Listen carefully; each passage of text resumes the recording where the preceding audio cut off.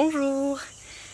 Alors on se retrouve aujourd'hui dans un nouveau vlog, donc le 10e vlog, si je tiens correctement le compte. On est le samedi 24 juin déjà, il est bientôt midi. Donc aujourd'hui je suis venue toute seule sur le terrain. Il y a eu beaucoup de... il y a pas mal de choses qui se sont passées, enfin notamment c'est qu'on a eu une assez grosse, de gros orages, deux gros orages successifs. Et en fait, il y a eu pas mal de dégâts au jardin et puis aux alentours, sur les routes et les villages voisins. Il y a eu beaucoup de pluie, beaucoup d'eau qui est tombée et du coup ça a aplati pas mal de cultures, etc. Ici au jardin, on a eu beaucoup d'arbres qui se sont fendus ou qui sont carrément tombés. Donc il faut qu'on nettoie ce qui est tombé, cassé, qu'on coupe aussi les branches qui sont seulement fendues pour alléger les arbres, etc. Donc il y a pas mal de travail qui est venu s'ajouter à déjà ce qu'on devait faire. Voilà, mais ça fait partie des imprévus. Jusqu'à maintenant, on avait été épargnés comparé aux villes alentours, aux régions alentours. On n'a pas eu de grêle, on n'avait pas eu de grosses tempêtes ni rien. Et puis là, il y a 2-3 jours, c'était vraiment, ça a été assez impressionnant. Et puis on a eu vraiment une bonne semaine, voire 10 jours de flotte, mais genre ça pleuvait, mais quasiment non-stop quoi. Et vraiment c'était pas une petite pluie de printanière quoi, c'était vraiment la bonne drache. Et donc forcément moi ça m'a un peu immobilisée au jardin. J'ai continué de planter parce que je m'étais fixé comme objectif de terminer de planter les plantes au jardin, voilà celles que je voulais récolter pour cette année. Donc ça c'est chose faite. J'ai toujours des dégâts aussi d'animaux sauvages au jardin. Et écoutez, ça a été difficile. Et puis là, je me dis, écoute Louise, tu vas récolter ce que tu vas pouvoir récolter. Et tu vas faire avec ce que la nature te donne pour cette année. Et puis pour l'année prochaine, il y a des choses que je vais mettre en place à partir de l'automne-hiver pour pouvoir éviter que cela ne se reproduise pour 2024. Donc j'ai déjà beaucoup de choses, une liste que j'ai faite depuis le début de l'année avec les choses que je voudrais faire à l'automne et à l'hiver, mais il y a des choses qui vont être prioritaires par rapport à d'autres. Et donc là en fait, comme je vous disais, on va clôturer une partie de nos 4 hectares, donc ça va être fait dans l'année. Et puis moi sur toute ma parcelle en fait que je cultive vraiment, donc 2000 m², je vais modifier la clôture, c'est-à-dire qu'on va refaire quelque chose de propre en bois, et puis ensuite je vais y mettre du grillage, du petit grillage, pas du tout petit, mais du petit grillage pour pas que les lièvres puissent passer. Parce que actuellement je sais pas ce qui attaque mes cultures, je sais pas si c'est encore les chevreuils ou si c'est des lièvres ou peut-être un autre animal que je ne sais pas. Mais en fait je mets du filet à oiseaux et sur certaines parcelles qui sont recouvertes, ils passent quand même. Donc bref, voilà. Voilà pour les nouvelles. Cet après-midi, je vais faire des bâtons de fumigation parce qu'enfin que le soleil est revenu. On a du soleil qui est prévu toute la semaine. Donc je vais pouvoir reprendre la cueillette, les récoltes. Et puis, donc aujourd'hui, c'est bâtons de fumigation. Donc les bâtons de fumigation, c'est quelque chose qui me met dans une grande joie. J'adore faire ça, c'est vraiment un de mes plaisirs de chaque année. Donc j'ai prévu de faire 4 types de bâtons de fumigation cette année. Ce qui est bien, c'est que je vais pouvoir en faire plus parce que plus que d'habitude, parce que je suis censée les vendre. Donc j'espère qu'il y a des gens qui vont en acheter. Et d'habitude je me restreins parce que il n'y a que moi qui les utilise. Il y a très peu de gens autour de moi qui en utilisent. Donc j'en fais peut-être 2 ou 3 à tout casser parce que ça sert à rien que j'en ai trop. Mais en même temps j'aime bien ces petits bouquets. C'est aussi pour moi une forme de comment dire, une sorte de symbole qui vient me rappeler les plantes que j'ai récoltées au cours de l'année pendant la saison sombre. C'est aussi une sorte de petite protection en fait avec ces plantes magiques. Donc à la base en fait je voulais faire ces bâtons au moment du solstice d'été, donc le 21 juin pour la fête de l'Ita. Et puis en fait il a plu, c'était vraiment le déluge, enfin bref il y a eu des orages à ce moment-là, donc c'était impossible pour moi de le faire à ce moment-là. Donc me voilà aujourd'hui pour réaliser ces bâtons de fumigation. Donc je vais commencer avec les bâtons de fumigation que je vais... je ne suis pas encore sûre du nom, mais ça va être les 7 herbes du solstice d'été, quelque chose comme ça, ou magie du solstice d'été, on verra bien encore, c'est pas définitif. Et donc j'ai décidé en fait de sélectionner 7 plantes pour le chiffre d'or, 7, qui rappellent le solstice d'été, la fête de l'Ita. Voilà, donc ce sont un peu c'est des herbes magiques. Donc ça c'est mon premier bâton de fumigation. Donc j'ai fait ma récolte, voilà, ce matin. Et donc je vais mettre tout ça en forme. Ensuite je vais faire des bâtons de fumigation à la sauge blanche, parce qu'elle est vraiment très belle. Même celle qui avait été attaquée par les pucerons est vraiment est bien repartie, elle est vraiment très belle, elle est très odorante. Bref, elle est magnifique. Donc je vais faire des bâtons de fumigation à la sauge blanche, donc ça uniquement à la sauge blanche. Ensuite je vais faire un autre format, donc c'est pareil, je n'ai pas encore définitif le nom, mais c'est un mélange de 3 armoises qui rendent hommage à la déesse Artémis. Voilà, et puis enfin le dernier qui sera vraiment un bâton très intuitif, vu que je vais vraiment le faire selon les plantes que moi je vais récolter. Et c'est quelque chose que je vais faire de manière complètement voilà, intuitive, et je vais pas trop réfléchir avec le mental, mais je vais vraiment me laisser guider par les plantes qui m'appellent au jardin. Bien sûr je vais pas utiliser des plantes toxiques en fumigation, hein, mais voilà, tout en ayant pour connaissance les plantes qui s'utilisent en fumigation. Voilà donc pour les 4 bâtons que je vais faire. Je vais déjà commencer par ceux-là. Et puis ensuite je vais sûrement faire ceux à la sauge blanche et peut-être ceux avec les 3 armoises. Voilà, écoutez, moi je vais vous laisser ici et je vais faire mes bâtons de fumigation.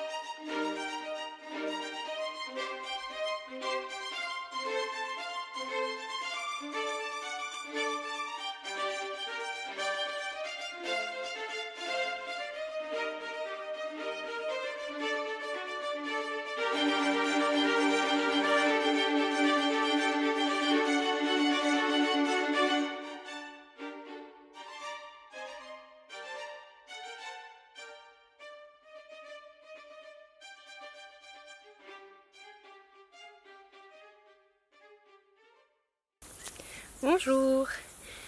Alors on se retrouve aujourd'hui, on est lundi, je sais pas combien, je ne sais plus le compte. On est en tout début d'après-midi. Donc ce matin on est arrivé à 8 h sur le terrain avec ma mère et ma soeur. Et donc on a, avec ma mère, ma soeur a commencé à tondre. Donc vous allez entendre en fond le tracteur tondeuse. Et du coup avec ma mère on a commencé à tailler et à scier en fait les arbres qui ont été fendus avec les branches cassées, etc. pour alléger un petit peu le poids. Et puis moi j'ai débarrassé les branchages que j'ai essayé de regrouper sur une zone qui est un peu ombragée, comme ça évite que l'herbe ne pousse trop vite, le temps qu'on puisse les broyer. Voilà, ensuite j'ai aussi ramassé un petit peu le bois, les morceaux de bois qui étaient tombés sur l'allée principale de la propriété. Voilà. Et donc là, je vais faire de la cueillette. Voilà, je sais ce que je vais faire maintenant. Ok, je vous reprends ici un petit peu plus au calme par rapport au bruit du tracteur tondeuse. Du coup, j'ai plusieurs choses aussi, j'ai quelque chose à dire aussi ici. Du coup, déjà, revenir sur le dernier vlog que j'ai fait, voilà, qui a duré assez longtemps, plus de 2 heures. Et malgré ça, vous avez été au rendez-vous, donc vous remerciez par rapport à ça. Remercie aussi les personnes qui m'ont envoyé des messages privés, mais aussi en commentaire, voilà, pour échanger, partager aussi différents points de vue. Et encore le tracteur tondeuse à fond les ballons. Je vais fermer la fenêtre pour que ça fasse moins de bruit.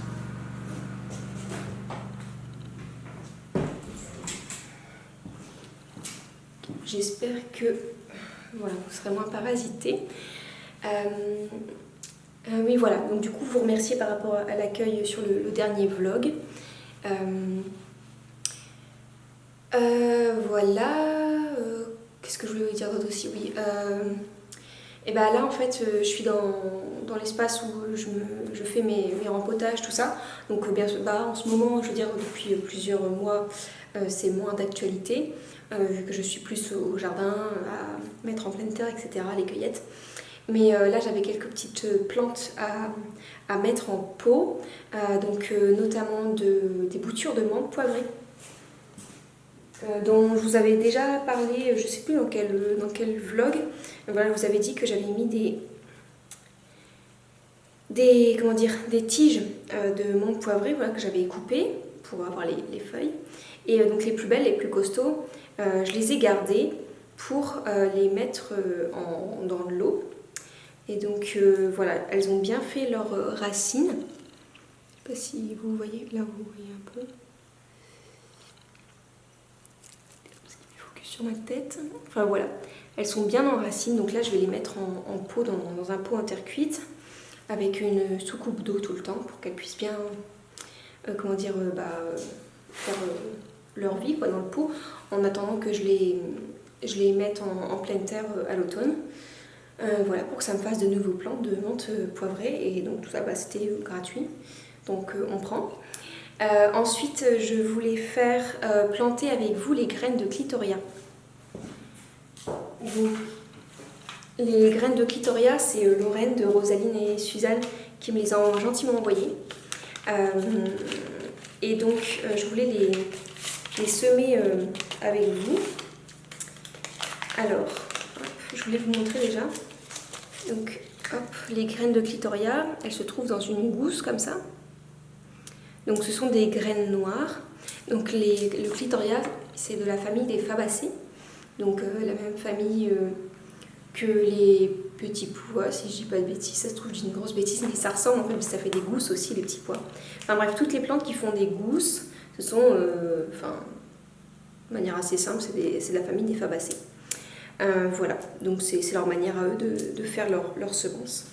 Et donc voilà, je vais pouvoir, je vais mettre avec vous ces graines en pot, en terre, pour pouvoir les faire germer. Donc c'est pas forcément la saison des semis, encore quoique, ça dépend ce qu'on fait. Mais voilà, comme m'avait dit Lorraine, ça fait un moment qu'elle les a. Donc je préfère les mettre cette année en terre. Peut-être que je vais en garder une partie pour l'année prochaine. Je vais peut-être faire ça. Je vais pas tout mettre, je vais mettre la moitié en terre et garder l'autre moitié pour l'année prochaine. Comme ça, on va voir. Si jamais il y a une partie qui germe ou pas du tout, je retenterai l'année prochaine. Voilà, donc je vais faire ça tout de suite. Je vais faire du rempotage et ensuite il y aura de la cueillette.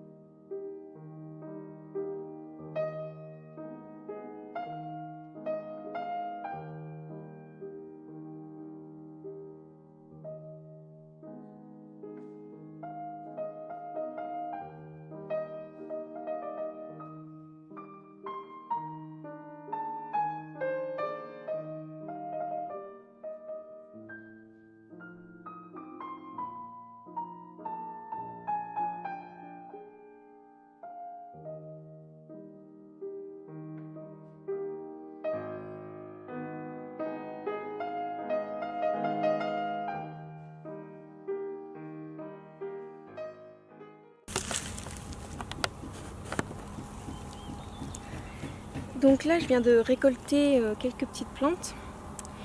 Donc celle que je viens juste de récolter, il s'agit de la marjolaine. Donc la marjolaine, elle ressemble un peu, je dirais, physiquement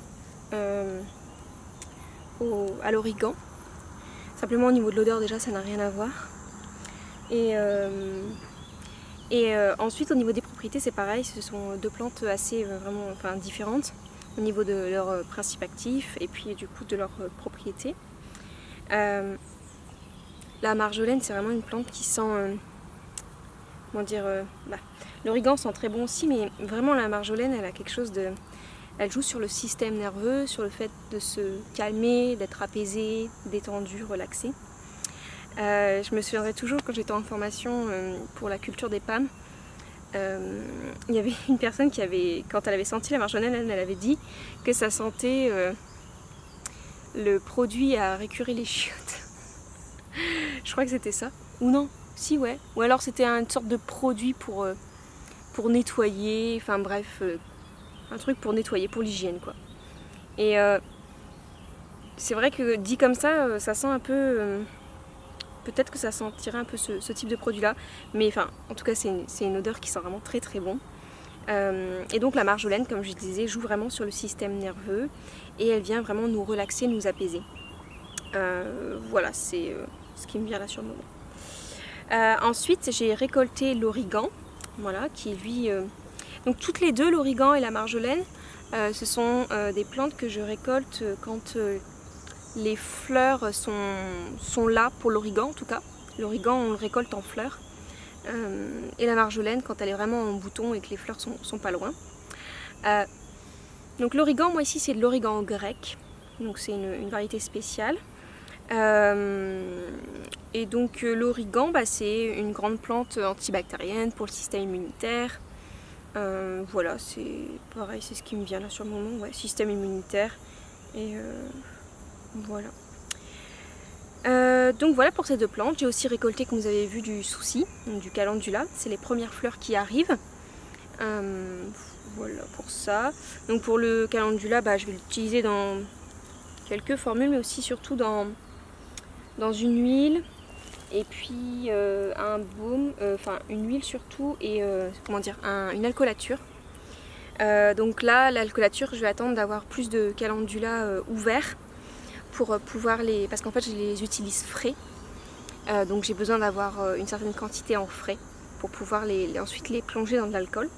Et donc ce produit, en fait, c'est un spray, du coup, avec 3 plantes.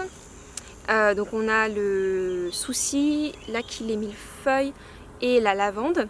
Donc le souci et l'aquilée millefeuille, je les mets en macération hydroalcoolique, donc dans de l'alcool et de l'eau. Et la lavande, je l'ai mise en macération d'ailleurs hier dans du vinaigre de cidre bio non pasteurisé.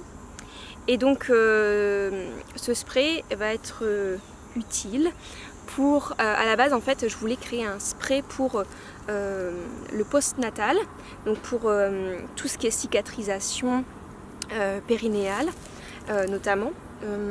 Donc c'est un spray en fait qu'on peut du coup sprayer sur la zone du périnée, voilà, qui a été fortement sollicité au moment de l'accouchement. Donc à la fois ce serait un spray qui viendrait désinfecter mais aussi soutenir au niveau de la cicatrisation, voilà, avec les 3 plantes que j'ai mentionnées. Et donc à la fois on a le souci et l'aquilée millefeuille avec de l'alcool, donc pour vraiment comment dire, l'action de cicatrisation, de désinfecter, d'éviter qu'il y ait un hématome qui se forme, voilà. Et puis le vinaigre de cidre, il est vraiment là pour rééquilibrer le pH de la peau.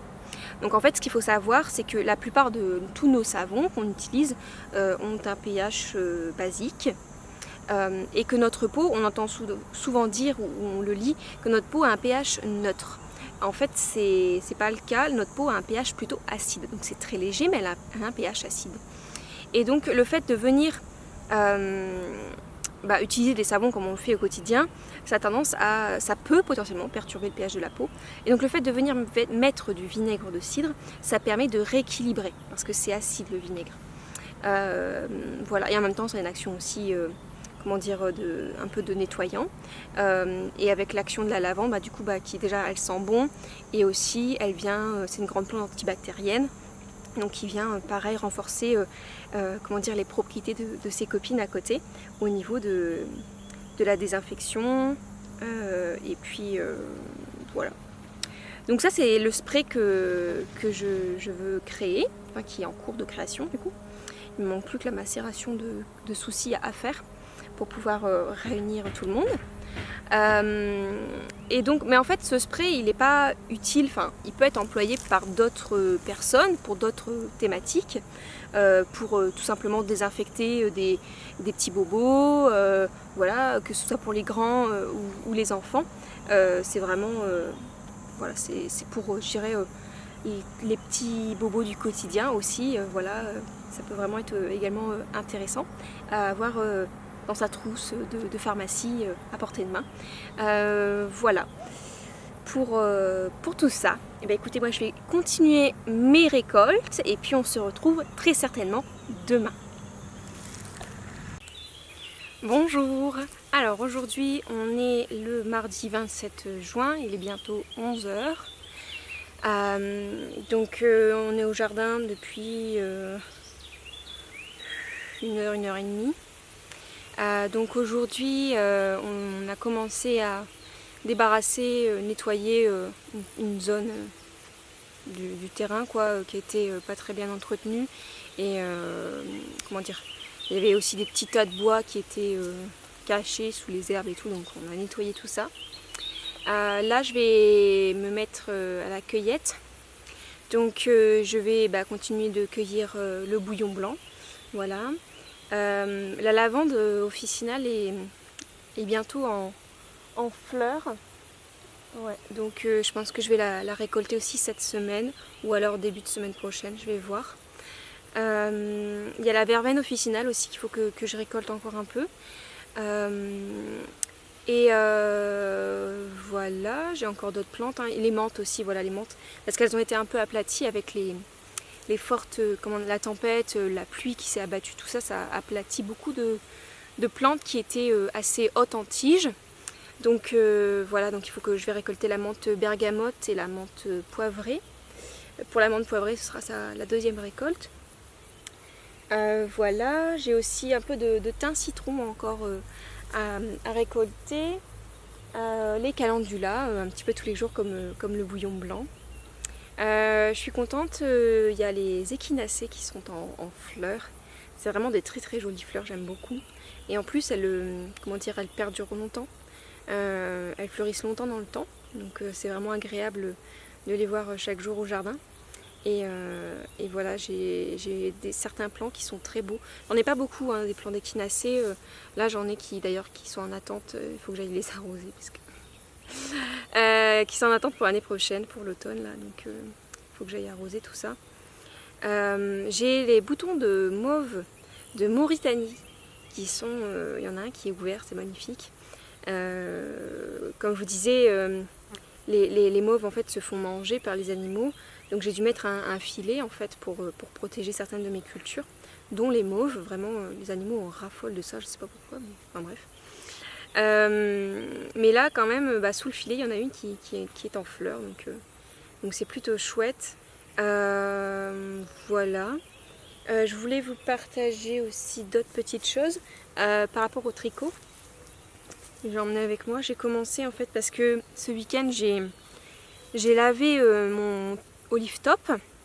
Il n'est pas encore fini, mais je l'ai lavé pour voir un petit peu combien de centimètres il allait prendre, s'il laisse agrandir ou pas, et lisser le motif pour voir un petit peu le rendu.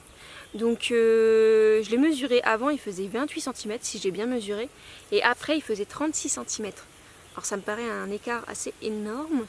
Le fil Romy, c'est la marque Woolicisme. Il est composé de cachemire, soie, et c'est de la laine de je sais plus quoi d'autre, peut-être alpaga, c'est peut-être pour ça qu'il s'agrandit fort. Que je vérifie, enfin bref, il s'est quand même agrandi, pour dire. Donc, mais j'ai encore 10 cm, je vais encore faire 10 cm. Donc je pense que je vais faire encore un ou deux motifs et ensuite ma bande en côte, voilà, pour le terminer. Et j'aurai plus qu'à terminer les bretelles et rentrer les derniers fils. Et voilà, il sera fini, enfin. Et donc, comme il était bloqué, il était en train de sécher, j'ai commencé un nouveau projet que je voulais faire depuis un moment. J'ai commencé une paire de chaussettes, sachant que ma première paire de chaussettes, je l'avais faite il y a plus, c'était l'année dernière, l'été dernier que j'avais commencé, et que je l'ai toujours pas fini. Là, c'est une paire de chaussettes marron. Et en fait, je pense que je vais démonter la deuxième chaussette que j'avais faite parce qu'elle est pas... Bon, il y a des petites erreurs dans le motif, et puis le talon est pas du tout comme je veux. Elle n'est pas similaire à la première chaussette, donc ça m'embête. Donc je vais la démonter et la recommencer, et en même temps, quand j'irai sur Paris à l'automne, je rachèterai la même bobine de laine parce que je n'en aurai pas assez. Et puis tant pis, je finirai cette pelote de laine de chaussettes avec une autre couleur ou quoi, je verrai bien. Voilà, donc j'ai commencé du coup une autre paire de chaussettes. Voilà, donc j'en suis vraiment qu'au début. Je fais la cheville vers la pointe. Je suis le patron de Stéphanie Main, donc de Stéphanie. Donc c'est son premier tutoriel chaussettes. Voilà, que je suis. Donc vraiment quelque chose de très simple, très basique. Mais ça permet du coup de découvrir certaines techniques, etc. Donc voilà. Et de pas trop se compliquer la tâche. Donc j'utilise un reste de laine, de laine paysanne. Donc c'est une couleur qui a été faite par Bleu Grenade, donc une teinturière à Paris. D'ailleurs ensemble ils ont ressorti une nouvelle collection de laine couleur verte. Voilà, si jamais ça vous intéresse. Elles sont en précommande, il me semble, je crois. En tout cas moi je me souviens que c'était des précommandes. Voilà, donc de la laine rustique française. Et voilà, pour l'instant ça se passe très bien. J'ai fait 4 cm de cotes 2-2. À la base c'était des cotes 1-1, mais j'ai voulu faire des cotes 2-2. Voilà, prendre un petit peu d'initiative. Donc voilà, j'ai fait des cotes 2-2. Et ensuite je fais du jersey tout simplement. Donc je vais faire une tige de Stéphanie, elle fait une tige de 10 cm. Moi je pense que je vais faire 10 ou 15 cm, entre 10 et 12 cm, je verrai bien. Voilà, j'ai fait, du coup au début j'avais fait 64 mailles et ça me paraissait fort large quand même. Et du coup j'ai baissé, j'ai fait la même taille que Stéphanie, j'ai fait 56 mailles. Voilà. Sachant que je suis en aiguille 2,5. Voilà. Et en fait ce que je voudrais faire, alors je sais pas si, mais je pense que je vais le faire quand même, je vais essayer. Je voudrais sur la tige broder à la laine des fleurs, des fleurs assez grossières, hein, comme on voit parfois sur certains pulls sur Instagram. Et je voudrais faire ça sur la tige de mes chaussettes. Comme ça leur donnerait une petite touche sympa. Donc voilà, mais je le ferai une fois que les chaussettes seront terminées. Voilà pour ces chaussettes. J'ai vu aussi que Ludivine Rose avait sorti son tutoriel aussi pour réaliser une paire de chaussettes. Sachant que ses chaussettes, elles sont avec un motif, elle les a appelées tournesol, des motifs de petites fleurs, donc je pense que je les ferai aussi. Sachant qu'en plus c'est une autre technique de construction, vu qu'elle propose de la pointe derrière la cheville. Donc c'est vrai que de premier augure, c'est pas quelque chose qui me tente vraiment de faire de la pointe vers la cheville, mais je pense que ça pourrait être intéressant de découvrir cette technique, donc je pense que je le ferai. Alors donc là on est sur la parcelle au nord. Donc en fait au nord de la maison j'ai créé une petite parcelle avec les plantes qui craignent un peu le soleil. Le souci avec cette parcelle en fait c'est qu'elle est au nord de la maison, mais elle est au nord de rien du tout, de rien d'autre en fait. Il n'y a pas d'arbres qui viennent faire de l'ombre. C'est mon frère qui m'a dit ça il y a plusieurs mois. Et moi je pensais bien faire, je m'étais dit comme ça elles n'auront pas trop chaud parce qu'elles sont au nord. Et en fait pas du tout. Bon alors pour cette année j'ai envie de dire c'est pas trop catastrophique vu que jusqu'à maintenant on a eu quand même beaucoup d'eau et les chaleurs sont par moments fortes, mais c'est pas la même chose que l'année dernière. Donc je pense que ça va aller pour cette année. En tout cas les plantes que j'ai mis ici en fait ne me montrent pas de signes de souffrance. Donc voilà. Par contre j'ai prévu à l'automne, et d'ailleurs en disant ça je me rends compte qu'il faudrait que l'automne dure 1 an avec tout ce que j'ai prévu de faire à l'automne. Mais normalement j'ai prévu à l'automne de bouger une partie de ces plantes. Enfin, en tout cas je me suis dit, si je vois vraiment que c'est difficile pour elles, je les bougerai, mais sinon je les laisserai là. Et j'en introduirai d'autres sur du coup la parcelle au nord, mais cette fois-ci ce sera à un autre endroit et ce sera au nord d'un figuier, d'une aubépine et d'un autre arbre, je sais pas quel arbre c'est, enfin bref, le long d'un petit muret. Et donc comme ça ce sera vraiment, c'est plus à l'ombre en fait. Je vous montrerai cette zone juste après. D'ailleurs cette zone avait été nettoyée, mais du coup elle est de nouveau pleine de sureau-yèble, donc il faudra la renettoyer de nouveau. Bref, donc à l'automne je suis censée nettoyer cette petite parcelle, hein, c'est vraiment un petit morceau de jardin, c'est pas grand chose, pour pouvoir y implanter donc les mêmes plantes que j'ai mis ici actuellement. En soi les deux parcelles sont vraiment très proches l'une de l'autre, hein. C'est juste qu'il y en a une qui est du coup comme vous le voyez ici plein soleil, et l'autre elle est vraiment à l'ombre d'arbres et d'un petit muret. Donc les plantes que j'ai mis ici, en espérant qu'elles n'aient pas trop chaud, en tout cas moins chaud que celles sur ma parcelle plein sud, sont du coup l'alchimie, l'arnica américain, de la valériane et de la guimauve. Voilà, c'est les plantes que j'ai mises là. Et peut-être que j'en introduirai d'autres l'année prochaine. J'aimerais bien y mettre de la pensée sauvage, mais je suis pas sûre qu'elle tienne parce qu'en fait mon souci avec la pensée en fait quand elle est jeune, c'est qu'elle se fait manger par les limaces, les escargots, c'est vraiment infernal. Donc en fait je ne pense pas que je vais la mettre ici, ou alors je vais y faire un bac en bois. Et tout autour de ce bac en bois, je vais y mettre un scotch adhésif qui évite que les limaces puissent grimper, en gros, voilà. J'ai vu ça sur Instagram et ça a l'air de bien marcher. Donc en fait, il y a d'ailleurs plusieurs plantes que je voudrais mettre en bac comme ça, parce qu'en fait sinon elles se font manger par les limaces et j'arrive pas à les récolter. C'est le cas de la matricaire. J'ai un gros souci cette année avec la matricaire parce qu'en fait j'en ai semé, mais le truc c'est que déjà comme je vous disais là dans d'autres vlogs, c'est que j'ai implanté en pleine terre beaucoup trop tard, de peur justement que les nuisibles viennent manger mes plantes, mais du coup c'était beaucoup trop tard et du coup il y a eu une espèce de détresse de la part des plantes qui étaient dans des pots trop petits, qui ont eu trop chaud aussi. Et bref, du coup il y a eu un gros souci là-dessus et du coup faut que j'arrête de dire du coup. La matricaire, je vais pas en avoir cette année. J'en ai un tout petit peu, j'ai quelques boutons, mais c'est vraiment ridicule, c'est rien du tout. Donc je n'aurai pas de matricaire à vendre, ni dans mes tisanes composées, ni en simple. Et donc je vais devoir faire 100 pour cette année. Bref, donc la matricaire, le basilic tulsi, la pensée. Pour sûr, c'est déjà 3 plantes pour lesquelles je voudrais créer un bac en bois en fait, enfin créer, où on en avait plein avant parce que je ne pouvais pas cultiver en pleine terre, du coup j'avais des bacs. Et donc réutiliser certains de ces bacs pour pouvoir y mettre ces 3 plantes déjà. Et du coup mettre autour de ces bacs un ruban, un scotch, voilà, un ruban adhésif qui évite que les limaces viennent dévorer les plantes. Donc ça c'est un gros projet que je vais faire cet automne, ça c'est vraiment en haut de la liste des priorités avec la clôture du jardin plein sud. Voilà. Et comme ça me permettra aussi de semer directement en pleine terre la pensée, la matricaire et le basilic tulsi. Et donc éviter déjà d'avoir à transplanter, enfin bref, c'est un peu moins de travail. Et ça me permet aussi que les plantes puissent se développer correctement dès le départ et éviter qu'elles soient en souffrance. Voilà. Donc là, j'étais en train de cueillir de la guimauve. Donc je récolte actuellement ses fleurs. Je récolte aussi ses feuilles.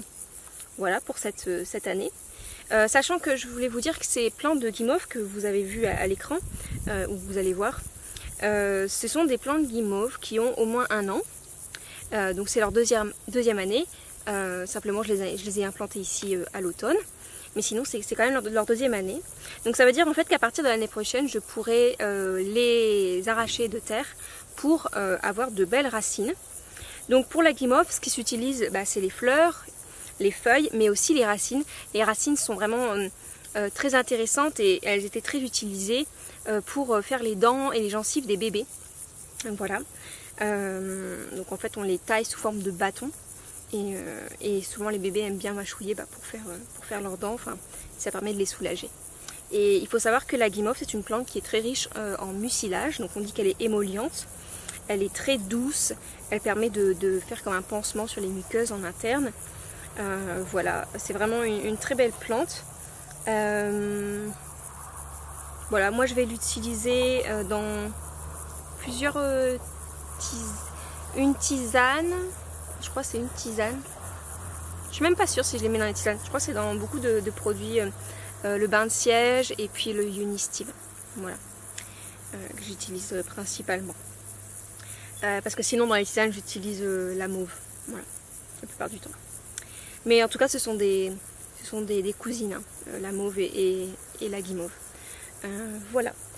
Pour la petite présentation de cette plante. Donc à côté de la guimauve j'ai un plant de valériane. Donc c'est un plant pareil qui a 2 ans. Donc en soi j'aurais pu arracher, enfin je pourrais arracher ses racines, arracher la plante à l'automne. Je vais pas le faire parce que j'en ai qu'un seul plant, donc voilà, je vais la laisser faire sa vie pour le moment, on verra l'année prochaine. À côté de ce plant de valériane, en fait j'ai remarqué qu'il y en avait un deuxième plus jeune, ça doit être sa première année lui. Voilà, et donc là elle a fini sa floraison, elle est en train de faire ses graines et je ne touche pas du coup à sa hampe florale pour vraiment laisser les graines se ressemer toute seule en espérant qu'elle se multiplie comme ça. L'année dernière j'avais vraiment réussi mes semis de valériane, ça a été vraiment... J'avais beaucoup de valériane. Après il y en a beaucoup qui sont morts avec la sécheresse, c'était infernal.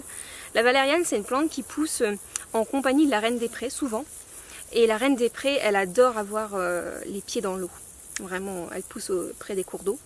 Donc la valériane nous indique quand même qu'elle aime bien aussi avoir en tout cas de la fraîcheur au niveau des racines.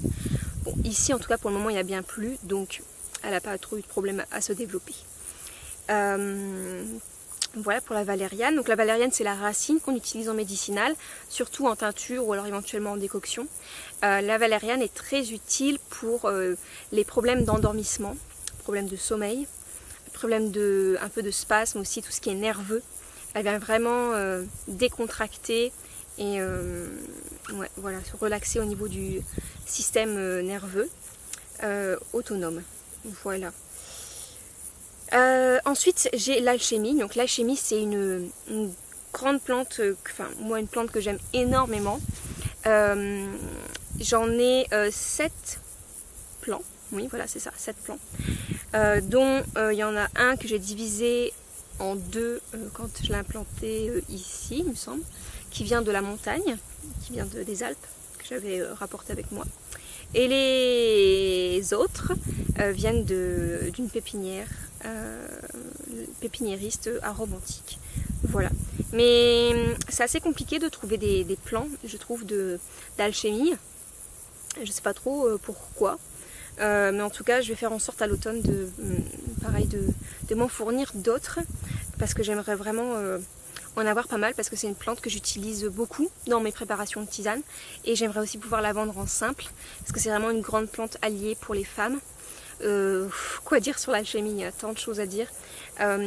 Déjà c'est une plante qui va soutenir le cycle, qui va soutenir l'ovulation et soutenir la phase lutéale parce qu'en fait comment dire, on dit qu'elle est progestérone-like, progestérone mimétique. Donc la progestérone c'est la deuxième hormone qui est nécessaire pour la deuxième partie du cycle, mais en fait souvent on oublie ou on ne sait pas, il nous faut aussi de la progestérone pour ovuler. Donc c'est important. Sans progestérone il n'y a pas d'ovulation. Et donc voilà, donc elle a vraiment, comment dire, elle est au cœur du cycle ovulatoire, l'alchimie, la progestérone.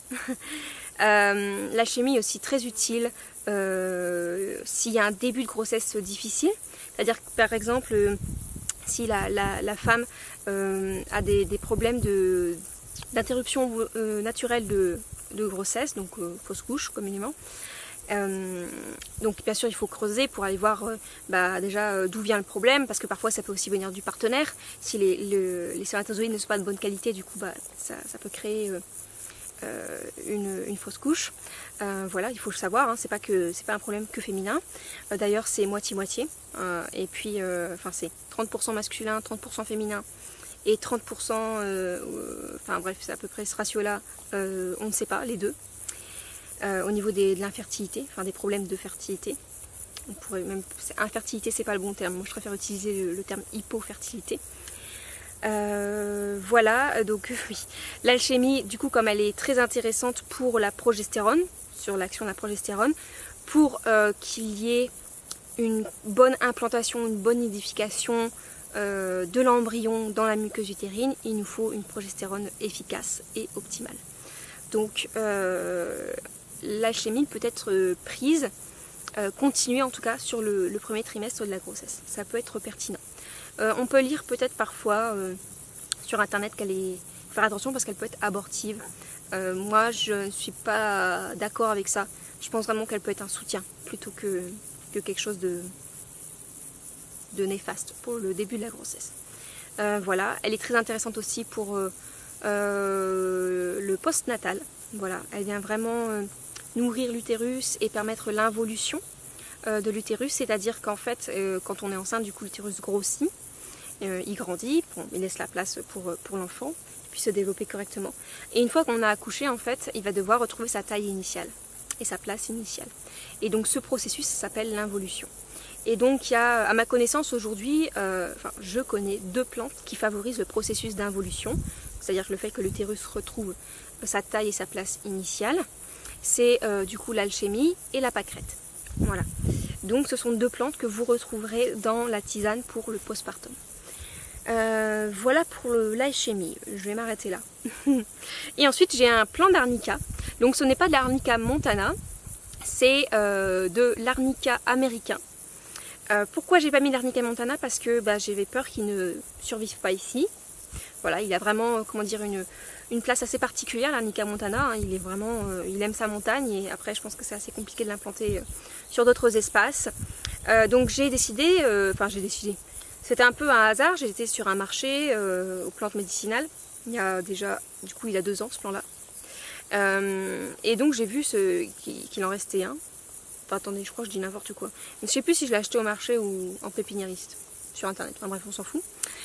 Du coup, je l'ai implanté ici à l'automne. Il a complètement disparu. Je croyais qu'il était mort parce qu'il restait vraiment 2 pauvres feuilles.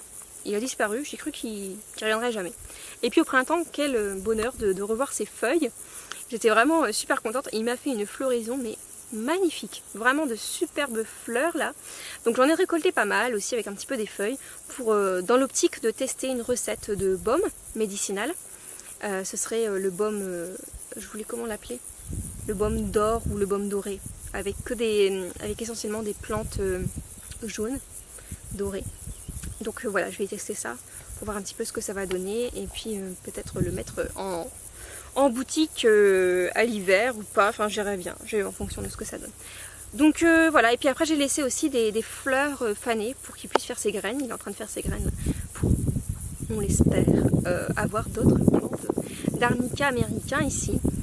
Voilà, donc au niveau des propriétés c'est à peu près la même chose hein, que l'arnica montana, peut-être un peu moins fort, une plante un peu moins puissante, mais ça reste assez similaire tout de même. Il faut savoir aussi par rapport à la pâquerette que, en fait, par chez nous, la pâquerette, on la surnomme le petit arnica. Donc c'est vraiment une plante qui est très intéressante qui a des vertus un peu similaires, mais un peu moins puissantes que l'arnica. Et du coup, qui était certainement très utilisée plutôt dans les plaines, hein, quand on n'avait pas accès à la montagne. Et qu'est-ce que je voulais dire? On connaît la pâquerette en fait quand on fait un macérat huileux, par exemple, pour tonifier les tissus de la poitrine. En tout cas moi c'est comme ça que je l'ai connue et c'est vrai qu'on en parle souvent comme ça, la pâquerette.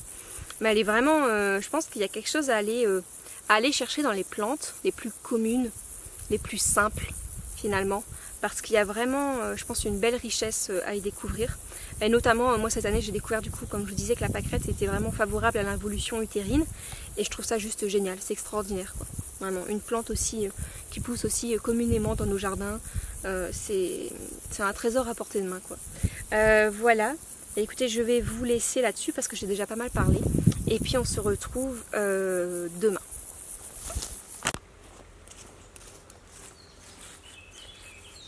Bonjour. Alors aujourd'hui on est mercredi 28 juin.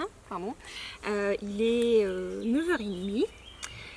Donc ce matin j'ai fait j'ai été, comment dire, récolter quelques semences de plantes. Donc j'ai fait de la digitale,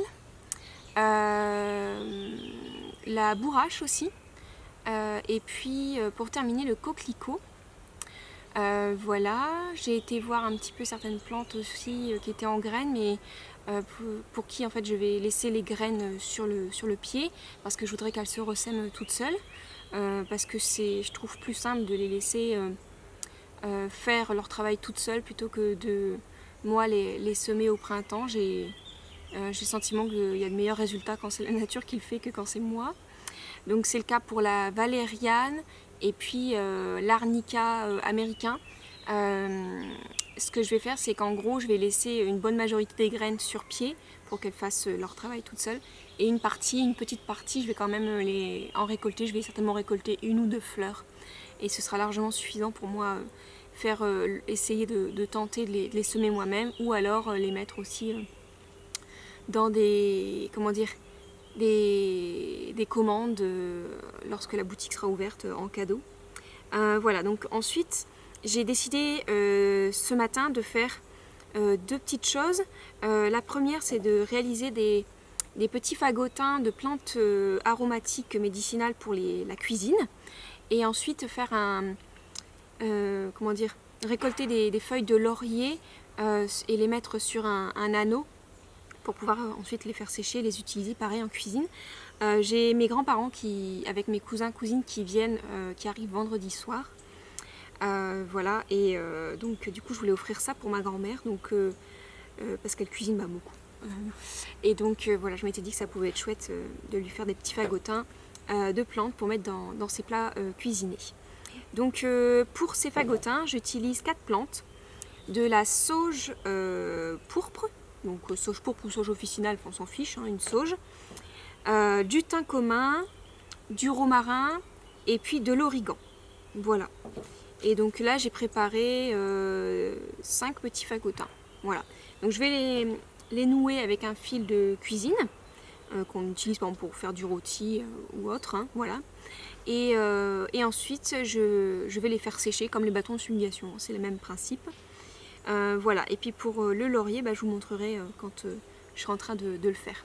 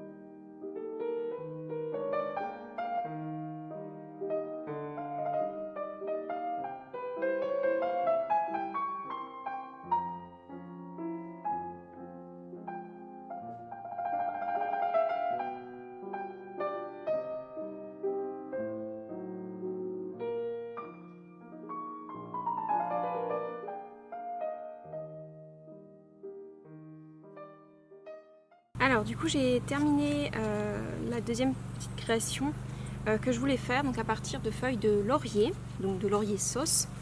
Ici sur le terrain, on a beaucoup de laurier sauce qui servent de haies en fait, et qui n'ont pas été taillés depuis plusieurs années. Du coup c'est devenu presque des arbres en fait, et parce qu'ils sont vraiment très hauts. Donc en fait, pour faire ça, j'ai coupé 3-4 branches et j'ai récupéré au total une petite quarantaine de feuilles. Donc pour les feuilles de laurier sauce, ce qui est important de savoir, c'est qu'il ne faut pas les prendre trop jeunes, quand elles sont encore tendres, sous les doigts, parce qu'en fait sinon elles sèchent pas très... Enfin quand elles sèchent, ça donne pas grand chose de terrible. Donc il ne faut pas hésiter à prendre les anciennes feuilles qui sont bien épaisses et vertes foncées. Pour autant, il ne faut pas non plus qu'elles soient abîmées, hein, voilà. Et donc je me suis servi d'un fil de fer, donc comme ça, tout simplement, pas très épais. Et ensuite j'ai enfilé mes feuilles. Alors du coup on voit pas très bien parce que c'est foncé. Voilà, je les ai enfilées sur le fil de fer et j'ai fermé en forme de cercle. Voilà. Hop. Je suis plutôt contente de ce petit zigouigui là pour fermer le cercle. Je le trouve très joli, ça forme une sorte de symbole un peu. Et voilà pour ces feuilles de laurier. Donc je vais aller les mettre à sécher dans mon séchoir avec les fagotins aromatiques. Et d'ici maximum une semaine, ils seront prêts. Voilà pour ça. Et donc là, je suis actuellement en train de... J'ai été chercher les plantes pour faire les bâtons de fumigation intuitifs. Donc pour ça, j'ai sélectionné plusieurs plantes que j'avais au jardin. Donc c'est des plantes exclusivement que je trouve sur ma parcelle. Donc on a du coup du souci, de la rose, de l'armoise blanche, de la lavande, de l'achillée millefeuille, du millepertuis, de la menthe, de la sauge sclarée en fleurs, de la sauge officinale pourpre, du géranium rosa et du romarin et pour terminer de l'hélicryse italienne. Voilà, et donc je vais faire, j'ai préparé déjà, donc je vais pouvoir faire 3 bâtons de fumigation avec ce que j'ai récolté. Et ben maintenant je vais faire ça, je vais prendre du fil à broder et puis je vais former mes bâtons de fumigation.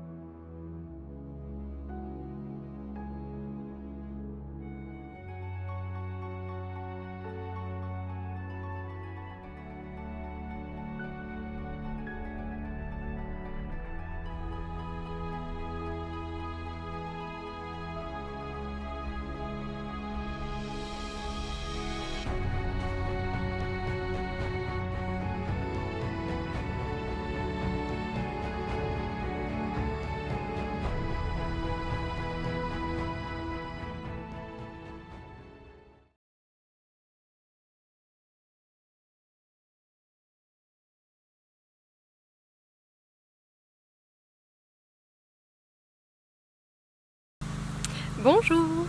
Alors on se retrouve aujourd'hui, on est le jeudi 29 juin, il est 15h. Donc c'est la dernière vidéo que je vais tourner pour ce 10e vlog. Ensuite je vais vous laisser. Alors ce matin on est arrivé au jardin et donc j'ai continué de débarrasser le terrain des branches qui étaient tombées, qu'on a scié, tout ça, pour essayer de les regrouper un maximum toutes ensemble afin d'optimiser le broyage quand il pourra être effectué.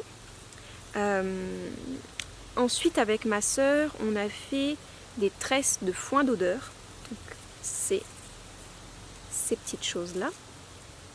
Hop. Elles sont tellement grandes qu'elles rentrent même pas dans le cadre. Donc, qu'est-ce que c'est que les tresses de foin d'odeur? Alors déjà, il faut savoir qu'en fait, cette petite chose nous vient des États-Unis, des traditions, des traditions amérindiennes. Donc en fait, le foin d'odeur, on l'appelle aussi herbe au bison. Et donc en fait, ça ressemble vraiment très grossièrement à de l'herbe qui pousse dans des prairies, quoi. Et donc cette herbe, elle était donc coupée et tressée pour en faire des tresses qu'on faisait sécher et qui étaient couramment utilisées dans les cérémonies, les rituels amérindiens. Voilà. Et donc moi, j'ai acheté un plant d'herbe au bison, ça va faire 2 ans. Voilà. Et donc je l'ai implanté sur la parcelle à l'automne, comme la majorité des plantes. Et donc là j'ai récolté ce matin, j'ai coupé toute la plante, voilà. Donc pas à ras hein, bien sûr, hein, je laisse toujours une portion de tige pour qu'elle puisse repartir. Bref, et donc ensuite on les a correctement mises toutes dans le même sens, on a trié les petits morceaux qui étaient marrons pour les enlever, etc. Et ensuite je les ai tressés. Et je les ai fixés avec un fil de broderie. Voilà, donc j'ai fait ça avec ma sœur. Et donc ces tresses de foin d'odeur pourront être utilisées lors de rituels, de cérémonies, que ce soit plusieurs ou tout seul, hein, peu importe, ça c'est en fonction de chacun, chacune. Donc voilà, pour cette année sur la boutique, il y aura 2 tresses de foin d'odeur à vendre, made in Gers. Voilà, et ça sent très bon.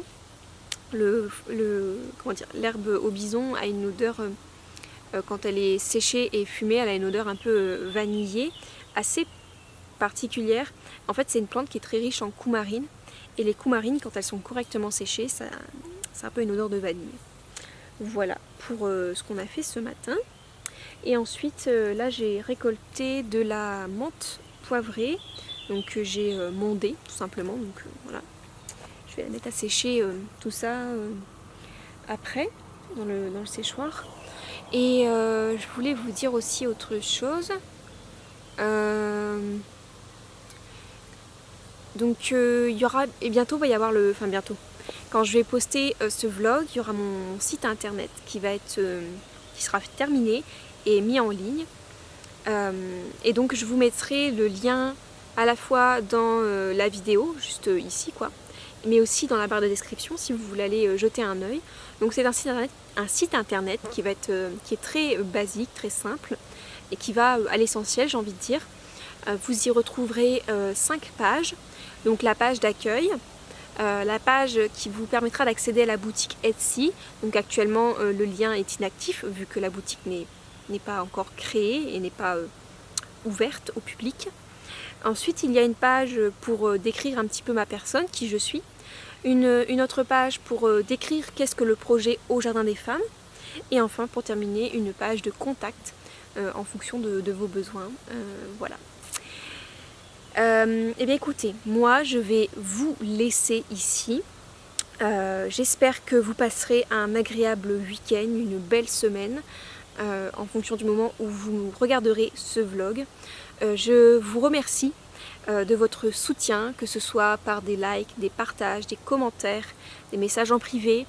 Voilà, ça me fait très plaisir de me sentir soutenue et de voir que mon travail plaît et intéresse en tout cas. Et bien écoutez, je vous souhaite une belle journée, une bonne nuit en fonction du moment où vous regardez ce vlog. Et je vous dis à très bientôt. Prenez soin de vous.